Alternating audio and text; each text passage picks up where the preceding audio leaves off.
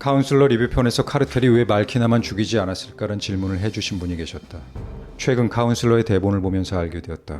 카르텔이 말키나만 죽이지 않은 게 아니라 말키나가 모두를 죽음으로 몰아넣었다는 사실을. 코맥 메카시의 대본에만 있고 리들리 스콧의 영화에는 없는 분량이 있다. 영화와 대본상의 차이. 1. 카르텔의 마약을 탈취하려는 시도를 누가 했는가? 영화에서는 후반부에 가서야 말키나가 이 일에 관여되었음을 암시하는 단서를 슬쩍 흘린다. 그러나 대본에서는 말키나의 주도하에 일이 진행되는 과정이 그대로 보여진다. 2. 영화에서는 말키나가 웨스트레이를 죽이고 구매자의 계좌에서 2천만 달러를 인출해 홍콩으로 떠나는 것으로 나온다. 그러나 대본에서는 천재 해커로 추정되는 중국계 미국인 리가 계좌 인출을 도와주는 것으로 나온다. 말키나는 오래전부터 이 일을 계획하고 리를 자기 사람으로 포섭해 놓았던 것이다. 리 또한 모든 남자들이 그렇듯이 그녀의 미모에 빠져 겁없이 이 일에 뛰어든 것이다. 말키나는 다음 행선지를 중국으로 정한다. 놀랍게도 그녀는 임신 상태였다. 라이너와 함께일 때부터. 더 놀라운 건 아이의 아빠가 라이너가 아니라는 사실이다. 그렇다면 아빠는 누구일까? 다음 행선지가 중국인 걸로 보아서 중국계 미국인 리라고 추정할 수 있다. 리는 말키나와 아이까지 가짐으로써 자신이 그녀와 끝까지 함께할 수 있을 거라고 생각했을 것이다. 그러나 그마저도 아니란 생각이었다. 말키나는 누구와도 이익을 나누는 법이 없다. 누구나 자신은 예외가 될 수 있을 거라고, 그녀의 진정한 사랑이 될 수 있을 것이라고 여기지만 예외는 없다. 리 또한 이미 이 세상 사람이 아닐 것이라는 사실을 대본에만 있는 다음의 대사를 통해서 짐작할 수 있다. 가장 좋은 아빠는 죽은 아빠죠. 호전적인 아빠로 인해 부정적인 영향을 받는 것보단 어머니의 상상에 따라 아버지의 인품을 얼마든지 아이에게 가공해 줄 수 있으니까요. 어머니의 숭배를 받고 크는 아들은 자신의 자아를 결코 의심하지 않게 된다는 프로이트의 말이 있죠. 이로써 모든 건 말키나의 치밀한 계획하에 이루어진 일이라는 것이 드러났다. 그렇다면 말키나는 왜 이런 일을 꾸몄을까? 작가는 왜 말키나를 절대 악으로 세워서 모두를 죽음 속으로 몰아넣었을까? 말키나는 오직 자신의 탐욕에만 집중했다. 원하는 것을 얻기 위해 모두를 죽였다.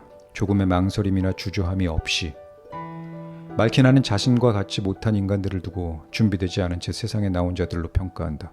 심약한데 탐욕은 있는 존재들, 불법의 열매를 따먹고서도 아무 일 없을 줄 알고 사는 그들의 안일한 태도가 결국 화를 부르게 될 것이라고. 이건 법의 심판을 받는 수준이 아닐 것이라고 경고한다. 여기 웨스트레이, 카운슬러, 로라의 경우를 보면 이 말의 의미를 알 수 있다.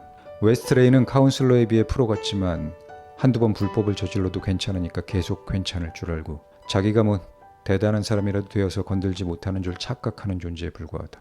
그저 자기 차례가 도래하지 않았을 뿐이었던 것을 모르고서 말이다. 결국 그는 백주대낮 대도시의 한 복판에서 블리토에 걸려 얼굴과 몸이 두 동강난다. 그에 비해 카운슬러는 과거에도 불법적인 일에 가담할 기회가 있었지만 말려들지 않았다. 그러나 이번엔 달랐다. 왜 그랬을까? 사랑 때문이었다.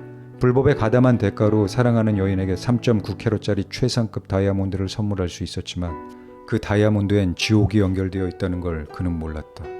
세상에 그런 일이 진짜 벌어지고 있냐고 물었던 바로 그런 지옥 속으로 스너프 필름의 출연자로 자신의 약혼녀를 내몰게 된 것이다.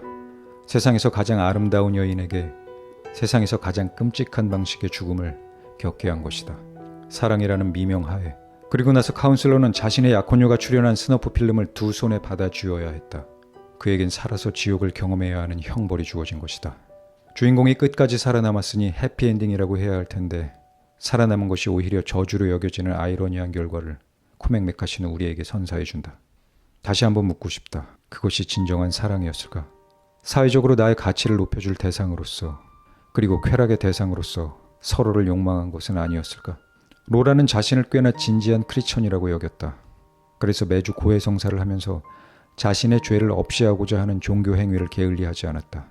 그러나 정작 믿음의 대상에 관해서는 관심도 없고 아는 바도 없었다. 반복되는 죄를 자신의 종교 행위를 통해 씻음으로써 신의 자비를 얻어 이 땅의 복과 내세의 복까지 누리며 살고자 하는 자기중심적 종교의 속내가 있을 뿐. 말키나가 보기엔 그런 로라가 기이하게 느껴졌다. 말키나는 천국까지 욕망하진 않으니 어쩜 로라의 욕망에 비해 소박해 보인다.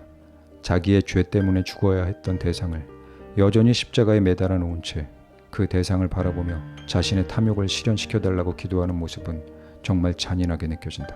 기도하는 자는 탐욕에 취해 있어 모를 테지만 자기의 탐욕을 신의 영광으로 포장하여 신조차 속여 먹으려는 인간의 사악함이 말키나의 사악함보다 덜하다고 할 수 있을까?